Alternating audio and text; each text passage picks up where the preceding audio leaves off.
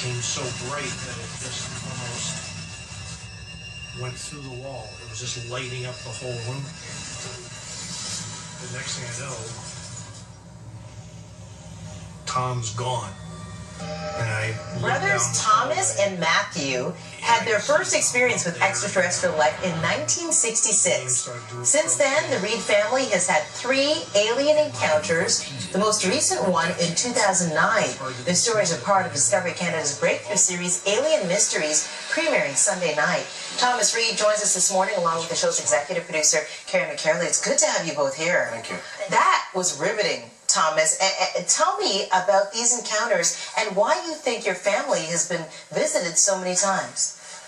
Well, for us to really answer that truthfully, I really wouldn't know, except that we had an 80-acre horse farm in Sheffield, Massachusetts, and over about a 3-year span, we had seen, and so did neighbors and others in the area, these crafts land on our property. I know how that sounds, but that happened, and it was not just witnessed by neighbors, it was witnessed by the children, and they sketched these drawings in school, our 4th grade classroom, where I also sketched one myself, but ours was a lot different because it actually happened to us. And so, with that said, it seems to be some biological tie to our family.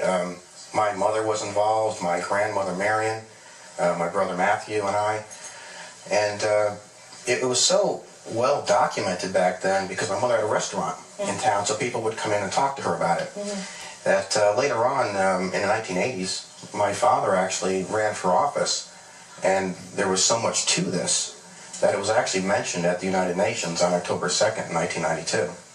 So when this happened with my brother, as bizarre as it was 30 years later, it really fueled a lot of people to look into our case. And when you see that connection, now you obviously have to ask the questions. You know, what is it with your family? Yeah, what is going on? And I don't really know. I wish I could tell you that, but there was such a span in between. For people listening at home, and you know, of course you told your story many, many times, people must think it's completely, people think of this is the stuff of Hollywood. This is the stuff of, you know, movies. This doesn't happen to real people. Well, it might happen more than people think. And just to comment, our case had radiation readings, magnetic fields that would spin a compass, multiple witnesses. We've taken lie detector tests. We've had doctor's reports. We have an attorney right now who's actually taking our information to a court to have it ruled on to be authenticated. If that happens, this case will probably be one of the first ever to have stood up in a court of law. There's that much evidence to it. Now, it would have to be an unbiased jury, I would think, because of the topic, and I think that's where we come into some issues. Well, and Karen, I mean, this is one story of many that you have found. Tell us about the show and these interesting stories which almost seem too unbelievably, I don't know, out there to be true. Well, it's a show that spans a variety of different story types. Tom and Matthew's story is extremely personal. It spans multi-generations, multiple decades, and has, as Tom mentioned, hard scientific evidence to back up what they're talking about. And that's really what we tried to explore on this series. We look for stories that have tangible evidence, really personal stories, and then we pull in scientists to talk about the possibility and plausibility of these types of events happening. And it's the kind of show that I think will just open viewers' minds to the possibility of what might be out there. We don't try and answer the questions. We don't try and prove or disprove.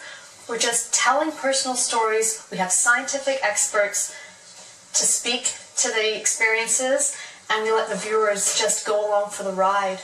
And just looking at the clip there, the technology that's used in this is so interesting to bring these stories to life. Tell me a little bit about what was used. Well, we use the magic of green screen technology. So, for example, in the clip that you're looking at right now, where Thomas is standing inside a spacecraft, that's actually a green studio. That's all green walls surrounding him. So he's doing a turnaround in a studio and looking at nothing but green walls.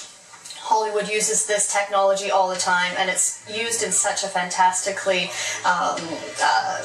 just flawless, seamless fashion now that you don't even know that that you're looking at something that's a virtual environment.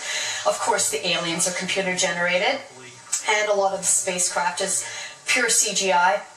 But we really use top of the line computer generated imagery and green screen technology to bring this show to life. Technology that you only really find in movies that we're bringing to the TV screen. It's just amazing. Thank you so much to you both for being here. Thank you. Appreciate it. And the 2-hour premiere of Alien Mysteries airs Sunday night at 8, only on Discovery. Visit discovery.ca for more information.